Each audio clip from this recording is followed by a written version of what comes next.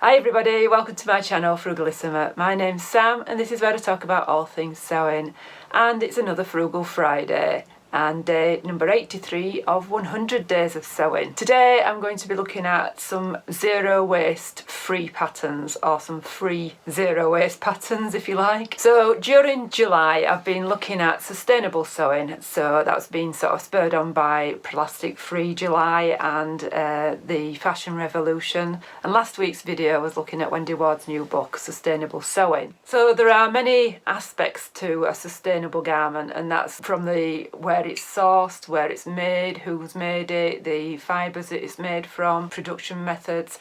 But today I'm just going to focus on zero waste sewing patterns. I've got quite a few ones that I found for free, so I'm just going to focus on around about 10 for you, and then just sort of briefly look at some others as well in passing. And I've got some resources for you to look at as well. So this isn't an exhaustive list, it's just a brief overview of some of the free patterns that I found. Obviously there are paid for patterns out there as well. And just a quick apology for this video being late out. Thursdays is usually my day for doing research, and I had a bit of a quick update with the family, which meant that I couldn't do the research on Thursday, which meant I was working all day on Friday. By the time I got home from work on Friday, I was shattered. I work all day Saturday, and then I was out last night. So I'm recording this on a Sunday. Hopefully we'll get it up Sunday tea time. If not, then it'll be Monday, but apologies for that. So I'm going to just to say, as a quick caveat to zero waste patterns, that I would agree with one of the commenters on my last Frugal Friday video, Joanne, who just pointed out that sometimes zero waste patterns are more wasteful in a way. Sometimes they use more than a conventional pattern, for example, or sometimes you get some fairly odd design details where they're trying to use up every piece of fabric, whereas you probably save that for a pocket or some facings or something like that. And there's no point making something that you're not going to wear, just stuffing it in a corner and not wearing it because it's not to your taste. So, you know, just have a look at the designs, and like any designer, see if that's your sort of taste or something like that before you start sort of going down this route. No point using up 4 meters of a polyester or a nylon fabric just for it to be stuffed in the corner or ending up in landfill anyway. So thanks, Joanne, for pointing that out. You know, I do completely agree with that. And the other thing I wanted to point out is that some of these pattern companies are producing these patterns for free, but there is an option sometimes to donate. For example, the first one that I'm going to look at, they've got 7 patterns on there. Perhaps just download one for free, see whether that's something that you like, and maybe consider, if you can afford it, if you're going to download any more, perhaps looking at donating something towards the costs. Milan AVJC, the one that I'm going to look at first, they've just got a breakdown of all the costs, which is really interesting. And then like a crowdfunding option on the website shows you how many patterns have been downloaded, how many has been paid for, and how much that pattern has actually made. So I thought that was a nice idea and just something to keep in mind. Obviously, if you can afford it, not here to judge anybody on any of this, it's just, you know, just bear it in mind. So for example, I had to download a pattern in order to find the sizing on one of these patterns, and I will be sewing that pattern up anyway, so if I find that I like their designs, then I will definitely donate, because I actually quite like the initiative. You know, I agree with what they're doing, so, and I can afford to. Whilst I'm talking about sizing, that is another little point as well. Some of the designs on some of the websites that I've found, they're either really big shapeless designs using lots of fabric up, and they're just not my style. There might be somebody else's style, but you know, they sort of say one size fits all, but if unfitted garments aren't your thing, then possibly not your aesthetic. Or conversely, the pattern designer might have only designed the pattern in one size, and that might be down to fabric constraints, or just because they don't have the skills to grade up the patterns. Or, you know, they might be petite themselves and they're just doing it themselves and they're putting those patterns out for free. So the patterns that I've been looking at today, hopefully have got more than one size, and they've got some sort of fitted design elements to most of them. So with all those caveats considered, let's get started. I'm going to start off with Milan AVJC simply because I think it's a really good website full of lots of really useful information. So if you do get time to have a look at some of the information on there, talking about why that website came about and the people behind it, and how much actual fabric goes to landfill and what have you. If you do get a chance, have a look at it. There are 7 free patterns on the Milan AVJC website. So there are 3 dresses, a pair of trousers, there's a jumpsuit and a bag, and a coat or a duster coat. The patterns are there available to download. If you want it for free, you just click on the download. When you go through the checkout, it puts $10 on and you just put free download. So that's quite easy, quite straightforward to download the patterns. It just gets sent as an email to you. So yeah, there are supporting videos for all the patterns that I've seen so far. The videos are in French, but the subtitles, and the videos are very clear, so you can get the gist. But there's also written instructions in English as well. So I'm just going to focus on a couple of the patterns on that website. The first one being the duster coat. That's the one that piqued my interest, but I will show pictures of the others whilst I'm talking as well, so you can have a look. The sizing range in the duster coat is in European sizing, so that goes from a 34 to 46 in European sizing, which is 82 centimetre bust up to 106 centimetre bust, which is 32-inch bust up to a 42-inch bust, and that goes up to a 45-inch hip. I can't find any finished garment measurements on this one, but they are saying that it's obviously designed to be loose fitting because it's outerwear, and the pattern is actually designed to be made with a faux suede, which does have about 20% stretch in it. Not that you'd want anything tight fitting as a duster coat really, but I did find it quite difficult to find that information without actually sewing it up myself and finding it out. For my size range then, I would need to make a size 40, and for this it tells me I need a 140 centimetre wide fabric and a 205 centimetre long fabric, which is kind of one of my issues with this website for me, is that each different size has a different width. And you can't buy fabric like that. I mean, you go to a fabric shop, they have usually 140 centimetre wide or 150, sometimes a little bit wider, sometimes a little bit narrower, but you see a fabric, you can't ask for a certain width. And by the same token, you can't usually buy 205 centimetres length. You can order 2 metres and hope that you get an extra 5 centimetres added on. But my experience is that most fabric shops sell in the ½ metre. Some, like the fabric shop that I work at, sell in the ¼ metre, and very, very few, but some do sell at 10 centimetre increments. So that straight away is saying to me, yes, it's zero waste pattern, but it's going to be quite difficult to do unless you've got that piece of material at home that's exactly that kind of measurement.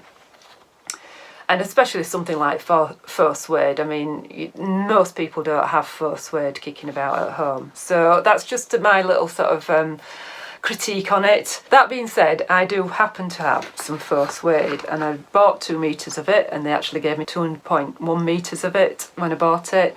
But it is like 160 wide, so it's going to be wider than what's required. So I'm just going to show you that now for anybody who doesn't know what faux suede looks like.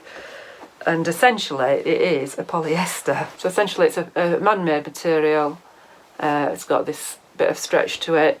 And when you touch it, it's a bit like, well, a faux suede, but very soft to touch. And that's the other side of it.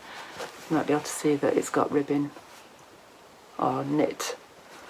So yeah, not very environmentally friendly fabric suggestion really, but I just did happen to have this in my stash, and I'll probably be looking at making this or something very similar. So the design of the duster, or the trench, it's called a trench, it's got lapels. The way it's been cut means that they use the bits that have come out of the neckline for belt loops, so it's got a belt with it as well, and then it uses some of the curved bits as a label, and then she actually uses the selvage to strengthen around the edges of the lapels. So quite a clever design in that way, but yeah, that's my main criticism of this website, that most of the patterns, they're calling for an odd width of fabric, and I mean, I don't know where or how you'll get that.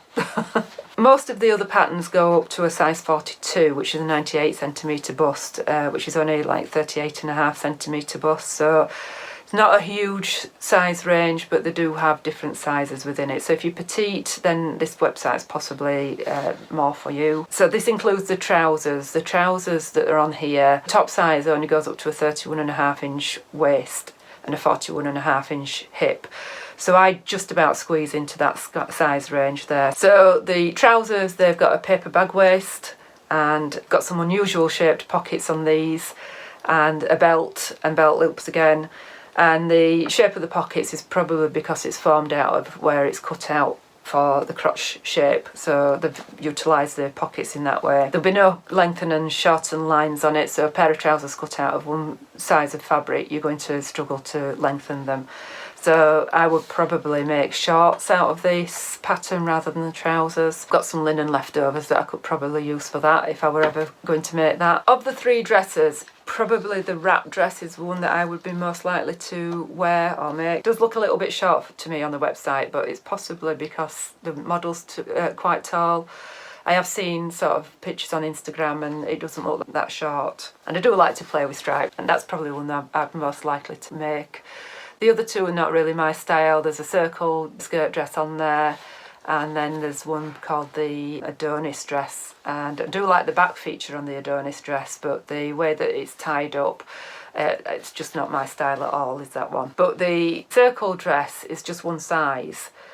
However, she gives you information within it of how to extend the size in to your size, and then she actually gives you options for doing different bits with all the bits that are cut out as well. So how you use the odd bits on the sleeves and things like that. The Adonis dress does actually go up to a size 48, so that is a little bit bigger. So out of those three, probably the wrap dress appeals to me the most. However, I have downloaded the Maynard dress from the LB Textiles website about 2 years ago now and never made that up, and it's not dissimilar to that one. So yeah, that segues me nicely onto the LB Textiles website. And the Maynard dress isn't a free pattern, that is a paid for one. It's about 17 Australian dollars, but she does have a free pattern on there, which is a robe, and that isn't actually a pattern as such, it's just cutting directions. So double winner for me in that one, in that you're not having to print anything off, so you've got no waste there. So it is a question of using a series of rectangles, essentially, a bit like the one that I showed you in the Wendy Ward book. So this is using 190 centimetres of 140 wide fabric. In the sample that she's made, she's used three different lots of fabrics, so something for the bodice, something different for the sleeves, and then something for the bit that goes around the neck. I think a robe is probably a good way if you're wanting to dip your toes into zero waste sewing. Something like this would be a good way to dip your toes in. You're not printing anything off, and she does give you information on how to use sort of remnants of fabric, so she actually breaks down the amounts for each bit, so you can just do it out of remnants. And also on her website, she has got a really interesting blog post where she's using scraps for fabrics and then using a pattern on top of that one. So I'll link that for you down below as well. So although there is a chap model in this robe, a robe is a robe, it's a unisex garment by its very nature. So you can make it as long or as short as you like, make it out of whatever fabric you like, and it's just a multifunctional garment as well. So you could make it as a duster as well, or a kimono to wear on an evening, or just around the house over your night clothes. I get quite a lot of wear out of something like this, so that's something that we're kind of aiming for as well. Lots of wear out of something if you want it to be truly sustainable. So that's LB Textiles. Quite a bit of information on her website as well, so if you want to have a look at the resources on there. Next one is the Kayabe Zero Waste Windbreaker. I think it's been a garment that's been mass produced, and then they've made the pattern available for home sewers, which I think is fantastic. It is a limited size range, but it's sort of like a test piece, so they're hoping for a bit of feedback from people. So they've got 5 sizes. It goes from an upper chest measurement of 115 centimetres up to 146 centimetres, which is a 45-inch chest up to a 57-inch chest. That's the finished garment measurements. They are sort of saying that you need at least 10 to 20 centimetres ease, because obviously, again, it's an outer garment.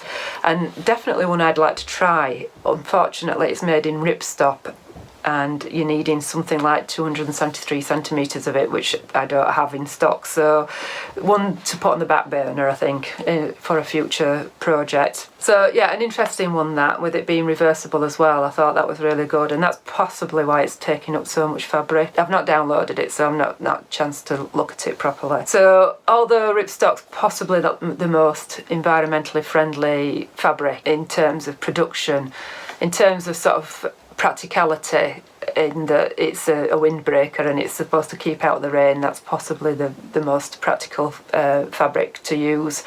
And also in terms of washing it and laundering it later, I don't know about anybody else, but I don't tend to wash coats as much as I do other clothes.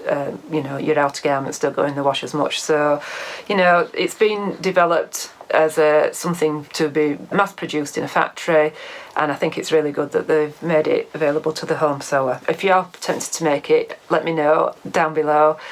And if you've already made it, you was aware of it, let me know about that one as well. So next up is the Obra Gris top, or Obra Gris top, and that is being made out of 1 metre of fabric. So Obra Gris actually sell garments on their website. Usually they are unisex, usually they are zero waste, and usually they are made to order. So really good sort of ethical company, or it seems that way. I've not bought from them, and it's really nice that they've made this pattern available for home sewers. They actually sell the made garment on their website for $129. So this one is just made from rectangles, and then there are the tunnels sort of put in the sleeves to give it the design feature, and you can make that as long or as short as you like. So yeah, I thought that was interesting because it's just made out of 1 metre of fabric, so it might be an interesting one to play about with and try. So Schnittchen have got 3 patterns. They've got the number 1 top and dress, they've got the number 2 top, and then they've got this skirt. The top and dress patterns go from a 32-inch bust up to a 42-inch bust, and they can be made in a linen or a cotton or a viscose or a silk, so designed for woven fabrics. The number 2 can be sleeveless or with sleeves. If you do it sleeveless, they've got a little pattern for you to make what would be the sleeves into a bag, and then the top and dress pattern, that's got a little stand-up collar with it, and it's essentially a big rectangle, so I imagine that depending on the width of fabric that you've got, depends whether it's a top or a dress, and then the shaping is sewn in. So it's quite a loose, I would say, caftan type dress, that one. So probably not for me, that one. But the skirt looks interesting. The skirt's got 2 variations. So you could just go for a straight skirt, or there is the option for putting a flounce on there as well. You need 140 centimetre white fabric, and for the shirt you need 130 centimetres and 192 for the dress. So yet again, you're faced with a very odd length of fabric. So this seems to be consistent sort of throughout it. It's only zero waste if you've got that exact amount of fabric in your stash, or that you're able to find that amount of fabric as a remnant, perhaps. Yeah, so I think for me personally, I would rather than work with standard lengths of fabric, so your 150 or a 2 metre, and just sort of work with that. Like the top that I mentioned previously, standard length, 1 metre, and then make out of it what you can with that. So next up is Vic's Designs. So I've mentioned Vic's Designs before, possibly the one that Joanne was mentioning with the sort of strange additions and quite a lot of fabric in some of them. So she has got designs on there that are zero waste and some that aren't. Got lots of underwear and toys and things like that. So I think probably with a view to using up what you've got rather than using like a set amount of fabric, she's sort of doing scrap busting and zero waste as well on her website. And she actually sells some of her products as well, which I thought was really interesting. I thought I'd look at the harem pants. Again, probably not my style, but I thought it was interesting in that you don't need a pattern for this, so you're not wasting paper printing it off. She gives you directions of how to cut it, and then how to make it bigger or smaller according to your size, but also taller as well, which is probably one of the things that are missing from some of the other patterns, that if you are on the taller side or indeed on the smaller side, how do you adjust those patterns, because they are sort of a set size. So yeah, some of the dresses on her website, they're just a bit too much for me, but the Bella dress is possibly one that I might look at making. Does say that it's made for a jersey fabric, does this on the blurb, but then she says that she makes it with a cotton sateen, so I'm not 100% sure whether it is designed for knit or woven, or maybe it's designed for both. I would have to download it and have a proper look at that before I could comment on it.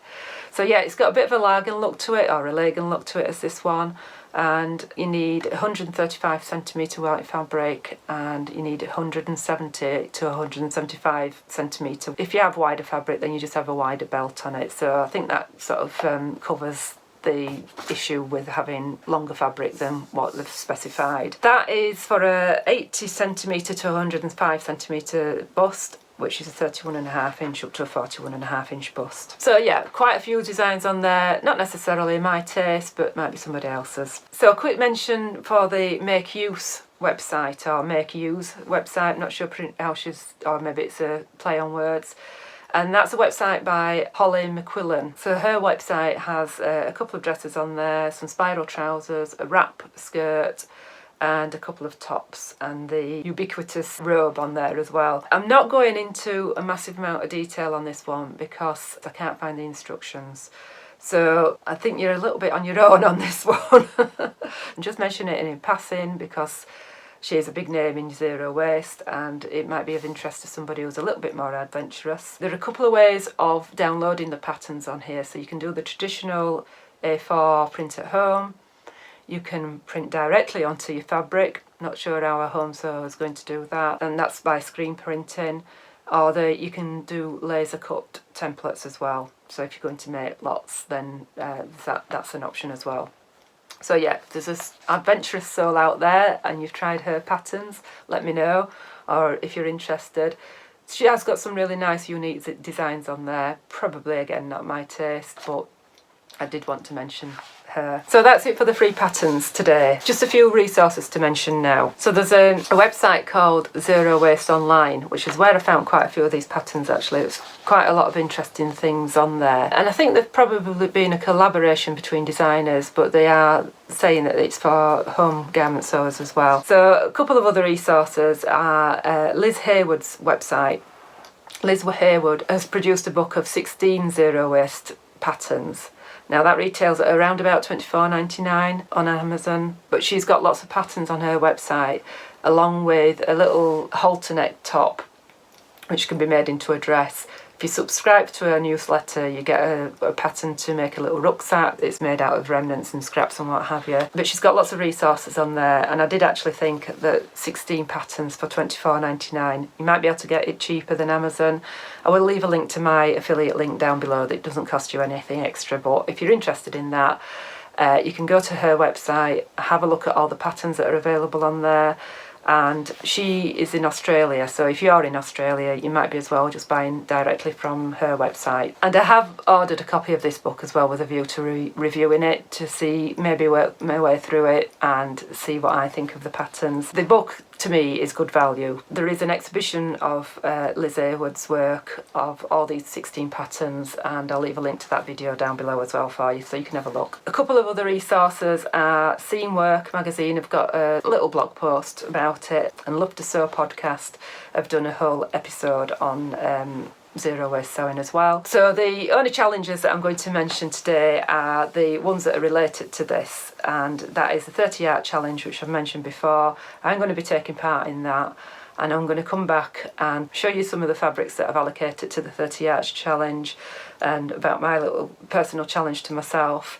And then Punk Frockers have got the Old to New Challenge, and that is to use anything that's sort of old, so old pattern, old piece of fabric, old me-made or garment that might be in your wardrobe, and just reinvent it.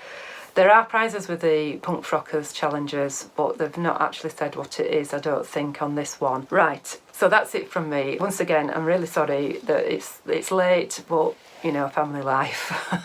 Coming up on the channel, I will be looking at other sustainable sewing ideas. I've already got a video out about using your leftovers and your scraps. I made that quite some time ago, but I'll probably be putting another one together, something with some fresh ideas, maybe looking at plastic-free ideas or things like that that are more specific. A couple of sew-alongs and that review of the Liz Hayward book, and along with the 30-day challenge video. And I'll probably put together another Frugal Friday video that will focus on maybe 1 yard or 1 metre projects, something like that, of free patterns. So that's it from me today. Thank you so much for watching. I shall speak to you later. Bye.